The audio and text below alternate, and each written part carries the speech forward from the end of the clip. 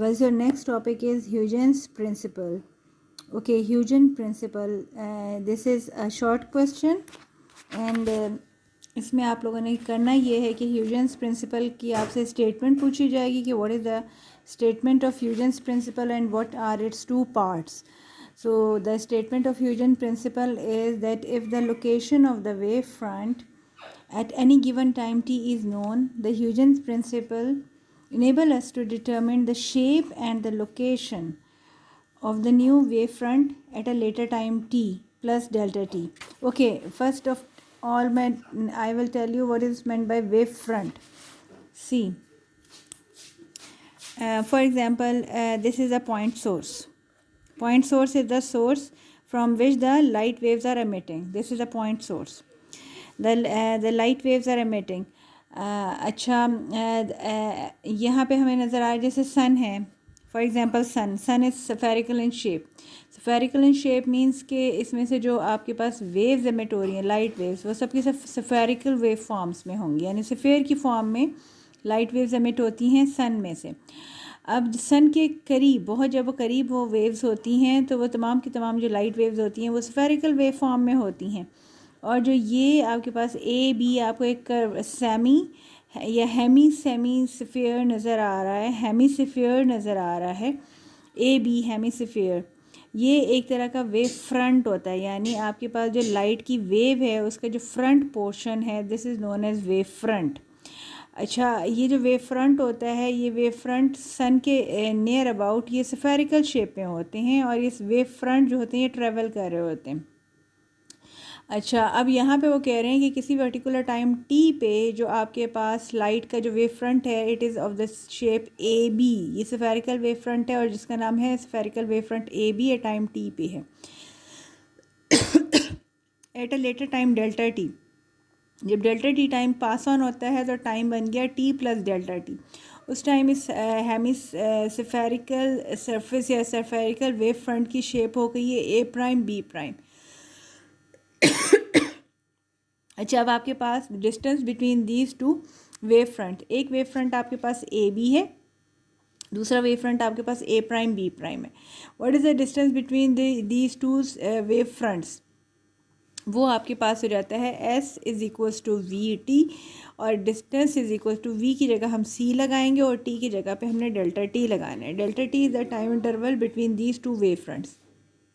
और what is C? C is the speed of light. So S is equals to C delta T. S is equals to C delta T आपके पास equation बनती है distance between two wave fronts. एक wave front आपके पास wave front A B है और दूसरा वेव फ्रंट आपके पास ए प्राइम बी प्राइम है. अच्छा, अब आपको नज़र आ रहा है कि मैंने वेव फ्रंट ए बी पे कुछ पॉइंट्स लोकेट किए हैं. Point 1, point 2, 3, 4, 5, 6. ये पॉइंट असल में डस्ट पार्टिकल्स या पार्टिकल्स होते हैं which are located in the medium from where the wave front is passing. अब ये वेव फ्रंट पास हो रहा है, इसके ऊपर ये पॉइंट्स लोकेटेड हैं. अच्छा, आप लोगों को पता है कि वेव जो होती है इट कैरीज एनर्जी. अब एनर्जी का मतलब ये है कि जो वेव फ्रंट ए बी है, इन पार्टिकल्स 1, 2, 3, 4, 5, 6, इन पार्टिकल्स को अपनी एनर्जी ट्रांसफ़र करेगी और ये पार्टिकल जो है ये एनर्जी एब्जॉर्ब करने के बाद अपनी ही पॉइंट्स पे ऑसिलेट होना शुरू हो जाएंगे. जब भी पार्टिकल्स ऑसिलेट होते हैं तो वो अपनी एनर्जी रेडिएट करते हैं. अब पार्टिकल 1 जो है ये अपनी एनर्जी इस वेवलेट की फॉर्म में एमिट करेगा. सिमिलरली पार्टिकल 2 जो है वो इस फॉर्म में अपनी एनर्जी एमिट करेगा. पार्टिकल 3 जो है वो इस फॉर्म में अपनी एनर्जी एमिट करेगा.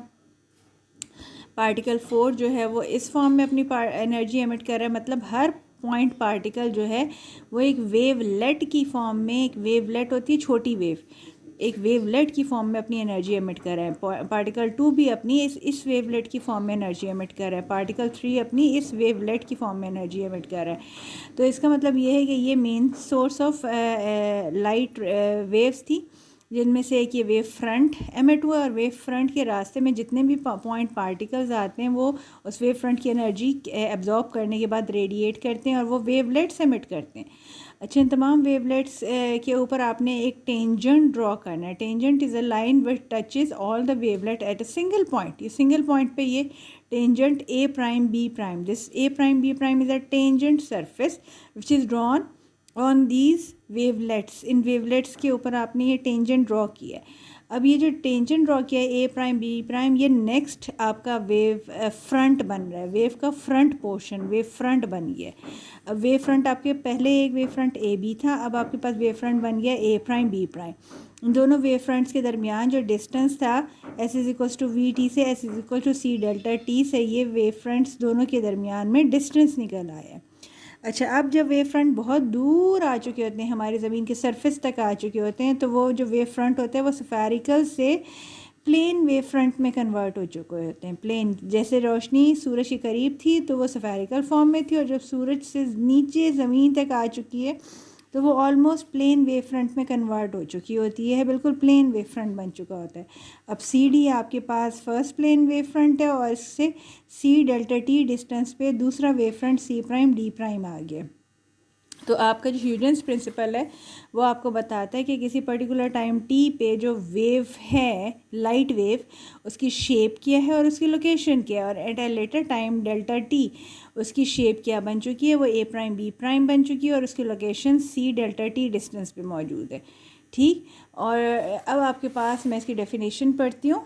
Statement is, if the location of the wave front at any time t is known, then the Huygens principle enable us to determine the shape and the location of the new wave front at a later time t plus delta t.